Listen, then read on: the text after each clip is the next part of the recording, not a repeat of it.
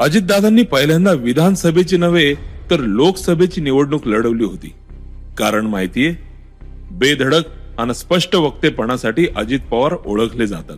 राजकारणात दादा म्हणून ओळखले जाणाऱ्या अजित पवारांनी 41 वर्षांच्या आपल्या राजकीय जीवनात अनेक महत्वाची पदे भूषवली. साखर कारखाना संचालक, जिल्हा बँकेचे अध्यक्ष, आमदार, उपमुख्यमंत्री अशा विविध पदांवर त्यांनी केलेली कामे सर्वश्रुत आहेत. पण अजितदादांनी लोकसभा निवडणूक लढवली होती हे फार कमी जणांना माहिती आहे.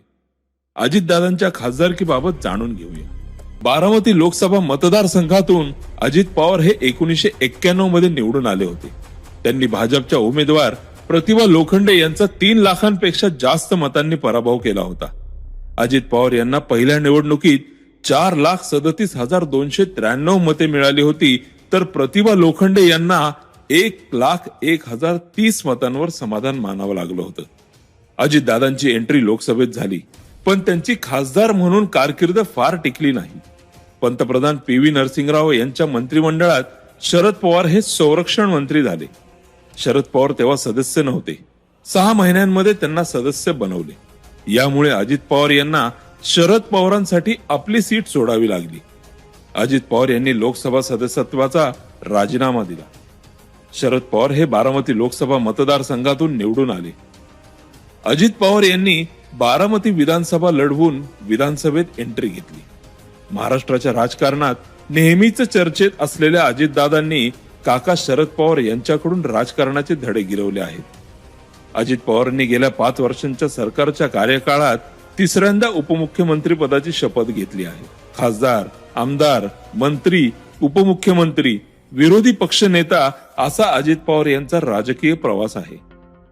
2019 मध्ये अजित पवारांनी देवेंद्र फडणवीस यांच्यासोबत घेतलेली शपथ अनेकांसाठी धक्कादायक होती.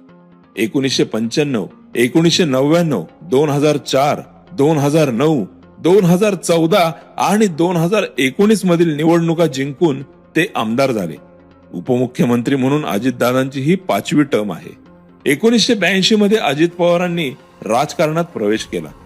आज राज्याच्या राजकारणातील महत्वाच्या नेत्यांमध्ये अजितदादांचं नाव आदरानं घेतलं जातं. शिक्षण, सहकार, क्रीडा, कृषी अशा अनेक विभागांची मंत्री म्हणून जबाबदारी अजितदादांनी सक्षमपणे सांभाळली आहे. मंत्री, अर्थमंत्री, उपमुख्यमंत्री, विरोधी पक्ष नेते अशी पदं अजितदादांनी भूषवली आहेत. 1991 मध्ये अजितदादा हे पुणे जिल्हा सहकारी बँकेचे अध्यक्ष म्हणून निवडून आले आणि ते 16 वर्षे या पदावर राहिले. सहकारी साखर कारखान्याच्या बोर्डावर 1982 मध्ये जेव्हा त्यांची निवड झाली तेव्हा त्यांचा राजकारणामध्ये प्रवेश झाला. पुणे जिल्हा सहकारी बँकेचे अध्यक्ष म्हणून 1991 मध्ये ते निवडून आले आणि ते 16 वर्षे या पदावर राहिले. शरद पवारांचे मोठे भाऊ अनंतराव पवार यांचे अजित पवार हे सुपुत्र आहेत. राजकीय नेते पद्मसिंह पाटील यांची बहीण सुनेत्रा यांच्याशी अजितदादांचा विवाह झाला. त्यांना पार्थ आणि जय अशी 2 मुले आहेत. अजित पवार यांनी त्यांचे 10वी पर्यंत शिक्षण देवळाली प्रवरा येथेच पूर्ण केले. त्यानंतर ते पुढील शिक्षणासाठी मुंबईत आले होते.